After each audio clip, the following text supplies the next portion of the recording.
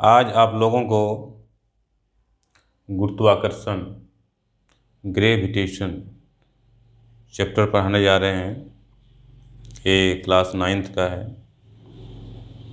बहुत ही इम्पोर्टेंट है, very important. तो जो गुरुत्वाकर्षण है, हम लोग दिन प्रतिदिन जो है अनुभव करते हैं, रोज़ अनुभव करते हैं गुरुत्वाकर्षण का। तो सबसे पहले हम लोग को जानना पड़ेगा अर्थ के बारे में, सन के बारे में। उसके बाद जो हम लोग गुरुत्वाकर्षण के नियम के बारे में जानेंगे, फिर उसका सवाल बनाएंगे, सॉल्व करेंगे। तो सबसे पहले समझना होगा कि हमारा जो सोलर सिस्टम है वो कहाँ पे है। सोलर सिस्टम जो है वो है, हम लोग जो हैं मिल्की वे गैलेक्सी पर है। कहाँ पे हैं? मिल्की वे गैलेक्सी में है। गैलेक्सी जानते हैं तारों के समूह है। उसमें से उस गैलेक्सी में एक सोलर सिस्टम है, एक सन, एक तारा है सूर्य, उसका अपना एक परिवार है सोलर सिस्टम। और वो सोलर सिस्टम में एक अर्थ है पृथ्वी, जहाँ हम लोग रहते हैं, निवास करते हैं। और मिल्की वे गैलेक्सी इतना बड़ा है, देखिए मिल्की वे गैलेक्सी है, कितना विशाल है। देखिए पिक्चर, इतना विशाल है कि मिल्की वे गैलेक्सी का जो सेंटर है, सेंटर से सन सूर्य की जो दूरी है वो 26,000 लाइट ईयर, 26,000 लाइट ईयर दूर है। आप समझिए, कल्पना नहीं कर पाइएगा कितना दूर है। तब और पूरे ब्रह्मांड में कितना गैलेक्सी है, अब बताइए कि ब्रह्मांड का आकार क्या है, कल्पना से परे है, कितना बड़ा ब्रह्मांड है। तो ये बहुत ही इंटरेस्टिंग चीज़ है, इसको ध्यान से देखिए और पढ़िए। देखिए ये अर्थ है, ये क्या है? अर्थ है, पृथ्वी, और ये सूर्य है। कुछ डेटा है जिसको नोट कर लीजिए, बहुत इंपॉर्टेंट है। क्या डेटा है? पृथ्वी का द्रव्यमान कितना है, पृथ्वी का मास कितना है, ये जानना जरूरी है। हम लोग पृथ्वी पर रहते हैं, उसका मास तो जानना जरूरी है ना, एक अनुमान तो लगना चाहिए ना कितना मास है। पृथ्वी का द्रव्यमान कितना है? me, मतलब मास ऑफ अर्थ। पृथ्वी का मास कितना है? 6 × 10⁻24 kg। 6 × 10⁻24 kg, ये पृथ्वी का द्रव्यमान है। पृथ्वी का त्रिज्या कितना है? रेडियस, ये जो रेडियस है, त्रिज्या, इसका त्रिज्या कितना है? तो 6.4 × 10⁻³ किलोमीटर, लगभग कितना है? 6,400 किलोमीटर पृथ्वी का त्रिज्या है। सूर्य का द्रव्यमान कितना है? 2 × 10⁻30 kg। यहाँ 24 kg, यहाँ 10⁻30 kg। आप समझिए कितना गुना सूर्य का द्रव्यमान है, कितना बड़ा सूर्य है। और सूर्य और पृथ्वी के बीच की दूरी कितना है? तो 1.5 × 10⁸ किलोमीटर, लगभग 15 करोड़ किलोमीटर दूर है पृथ्वी और सूर्य के बीच की दूरी। ये डेटा हमारे दिमाग में होना चाहिए। जब तक डेटा नहीं रहेगा सूर्य और पृथ्वी के बारे में, तब तो हम लोग उसको समझेंगे क्या? ये दिमाग में होना चाहिए कि कितना दूर है, कितना बड़ा साइज है। तो ये बात बेसिक चीज़ समझ में आया होगा कि हमारा सोलर सिस्टम किसमें है? मिल्की वे गैलेक्सी में है। और मिल्की वे गैलेक्सी के सेंटर से सोलर सिस्टम जो है लगभग 26,000 लाइट ईयर वर्ष दूर है। और ये सूर्य से पृथ्वी की दूरी 15 करोड़ किलोमीटर दूर है। पृथ्वी का मास 6 × 10⁻24 kg है, और ये रेडियस 6.4 × 10⁻³ किलोमीटर है, और ये सन का मास है। ये बात समझ में आया। अब गैलेक्सी का भी पिक्चर देख लीजिए, ये गैलेक्सी का पिक्चर है। देखिए गुरुत्वाकर्षण का नियम क्या है।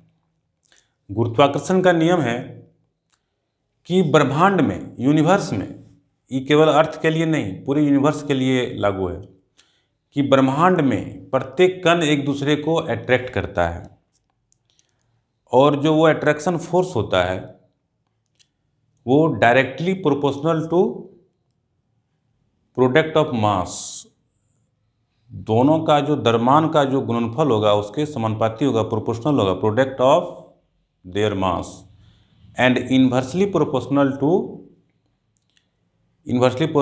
To square distance between them, दोनों के बीच का जो डिस्टेंस होगा उसका स्क्वायर का इन्वर्सली प्रोपोर्शनल होगा। जैसे ये मान लीजिए कि ये एक है, कोई प्लैनेट है या अर्थ है, जो भी है, यहाँ पर कोई है, तो इसके बीच जो लगेगा, इसके बीच जो गुरुत्वाकर्षण बल लगेगा, मान लीजिए d दूरी है, यहाँ से लेकर यहाँ तक d दूरी है, मान लीजिए चंद्रमा ही है, मान लीजिए चंद्रमा है, मून है, ये मान लीजिए अर्थ है, पृथ्वी है, तो इसके बीच जो गुरुत्वाकर्षण बल लगेगा ये तो सबके लिए लागू है, ब्रह्मांड में प्रत्येक कण के लिए। तो जो गुरुत्वाकर्षण का नियम है वो क्या है, बल जो लगेगा, गुरुत्वाकर्षण बल जो लगेगा वो क्या होगा, प्रोपोर्शनल टू मास का गुणनफल का समानुपाती होगा। इसका मास मान लीजिए m है, ये अगर छोटा m है तो दोनों का गुणनफल का समानुपाती होगा।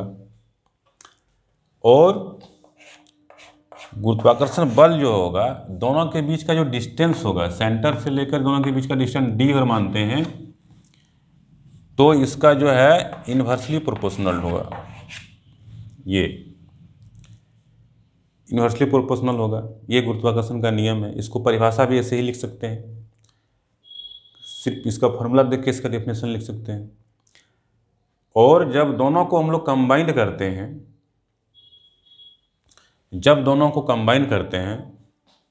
दोनों को कंबाइन करते हैं तो इस तरह से आएगा। और जब प्रोपोर्शनल को हटाते हैं तो एक प्रोपोर्शनल कांस्टेंट आता है, ये capital G, m by D square. ये जो है गुरुत्वाकर्षण जो है बल है, बल का फार्मूला निकला, ये F equal to G by D square. D क्या है, डिस्टेंस है। अब दो कुछ भी हो सकता है, अर्थ और कोई वस्तु हो सकता है, चाहे दो प्लैनेट के बीच की दूरी हो सकता है। और m तो दोनों पार्टिकल्स का मास हो जाएगा। और g क्या है, ये यूनिवर्सल कांस्टेंट है। g जो है, g क्या है, यूनिवर्सल कांस्टेंट, यूनिवर्सल कांस्टेंट है। और g का वैल्यू कितना होता है, g का वैल्यू होता है 6.67 इंटू 10⁻⁻11 न्यूटन मीटर स्क्वायर पर kg स्क्वायर। ये होता है इसका वैल्यू यूनिवर्सल कांस्टेंट का। ये काम आने वाला है, न्यूमेरिकल जब बनाएंगे सवाल इसका तो ये काम आने वाला है। तो प्रत्येक वस्तु जो है एक दूसरे को अट्रैक्ट करता है। हमारा पृथ्वी भी जो है अट्रैक्ट करता है, सूर्य एक दूसरे को अट्रैक्ट करता है, जिसके कारण सूर्य के चारों ओर घूमती है पृथ्वी। तो ये गुरुत्वाकर्षण का नियम हुआ, ये फार्मूला हुआ, इसको नोट कर लीजिए। और ये जी का वैल्यू हुआ। अब देखिए कुछ सवाल बताते हैं इसका। देखिए ये क्वेश्चंस है, क्या क्वेश्चंस है कि calculate the force of gravitation by earth on a body of mass 2 kg lying near the ground. कह रहा है कि 2 kg का कोई वस्तु है और पृथ्वी के नज़दीक जो है, यानी पृथ्वी के सरफेस पर है, तो पृथ्वी कितना उस पर बल लगाएगा। जैसे ये पृथ्वी है ये पृथ्वी है। यहाँ पर कोई दो केजी का जो है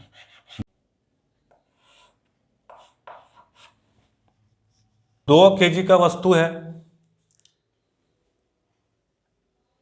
2 केजी का वस्तु है। इसमें हिंदी और इंग्लिश मीडियम में अंतर नहीं पड़ता है, क्योंकि इसमें जो लिखा हुआ है बड़ा सिंपल लिखा हुआ है कि 2 केजी का वस्तु है, पृथ्वी के ग्राउंड पे रखा हुआ है तो कितना बल लगेगा, कोई दिक्कत नहीं है।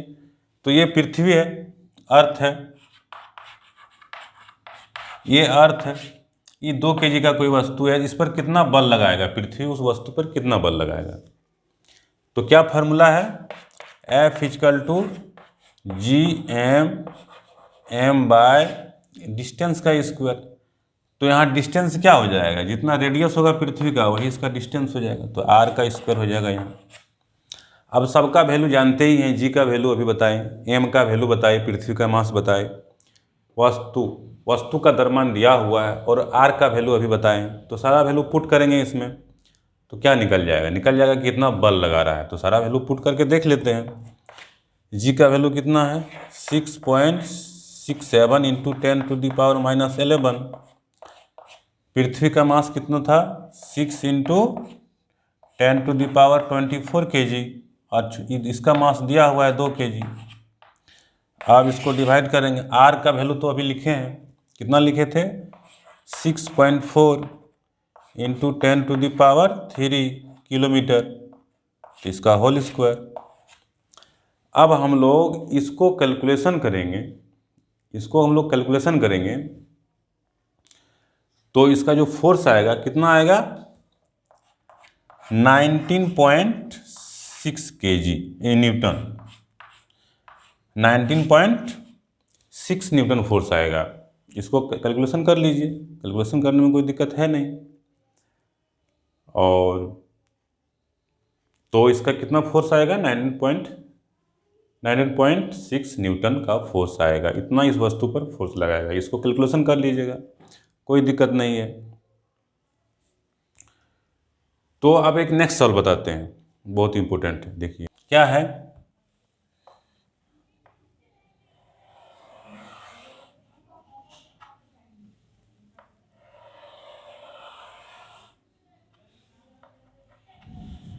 ये सवाल है कि पृथ्वी जो है, पृथ्वी का ये सरफेस है, और मान लीजिए कुछ हाइट से, कुछ ऊंचाई से बराबर हाइट है, मान लीजिए दोनों का हाइट बराबर है, बराबर हाइट से गिराया जा रहा है, सेम हाइट है। एक सॉलिड स्फीयर है, और ये होलो स्फीयर है, यानी खोखला गोला है। एक ठोस गोला है और एक खोखला गोला है। ये मान लीजिए ठोस गोला है, सॉलिड स्फीयर, यह होलो स्फीयर है। दोनों का रेडियस सेम है, लेकिन मास अलग अलग होगा, द्रव्यमान तो अलग अलग होगा, क्योंकि एक खोखला है, एक सॉलिड है, एक ठोस है, एक खोखला है। दोनों h हाइट पर है। तो बताइए, जो एक्सेलरेशन ड्यू टू ग्रेविटी होगा, किस में ज़्यादा लगेगा, खोखला बलम लगेगा कि सॉलिड बलम लगेगा। तो देखते हैं इसको, देखिए क्या फार्मूला है। तो g का क्या फार्मूला है, एक्सेलरेशन ड्यू टू ग्रेविटी का, G = Gm/r², यही फार्मूला है। गुरुत्व त्वरण का फार्मूला यही है, एक्सेलरेशन ड्यू टू ग्रेविटी का। अब देखिए, g क्या है, यूनिवर्सल कांस्टेंट है, m क्या है, पृथ्वी का मास है, और r क्या है, पृथ्वी का त्रिज्या है। तो इससे क्या समझ में आ रहा है कि दोनों में अलग अलग गुरुत्व त्वरण लगेगा कि बराबर लगेगा, क्या लगेगा, बराबर लगेगा। क्यों, क्योंकि g जो है वस्तु के द्रव्यमान पर डिपेंड नहीं कर रहा है, यहाँ पर सब कांस्टेंट है। ये तो कांस्टेंट है, ये भी पृथ्वी का द्रव्यमान कांस्टेंट है, पृथ्वी की त्रिज्या कांस्टेंट है। तो वस्तु के द्रव्यमान पर जी डिपेंड नहीं करता है, चाहे 1 kg का वस्तु रहे चाहे 1000 kg का वस्तु रहे, जब गिरेगा ऊपर से तो बराबर त्वरण रहेगा।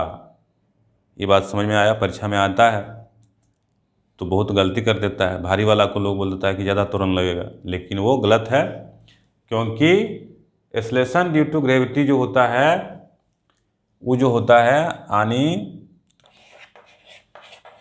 गुरुत्व त्वरण जो होता है ये जो है द्रव्यमान से स्वतंत्र होता है, द्रव्यमान पे डिपेंड नहीं करता है। तो ये बात समझ में आया? तो आज गुरुत्वाकर्षण का जो है इतना हो गया, इसको नोट कर लीजिए, इसका सवाल बनाइए, फिर कल आएंगे नेक्स्ट क्लास में, फिर इसका सवाल सॉल्व करवाएंगे, अच्छा सवाल, कॉन्सेप्चुअल सवाल। तो उम्मीद है समझ में आया होगा। धन्यवाद। और पहली बार आए हैं तो चैनल को सब्सक्राइब कीजिए। धन्यवाद।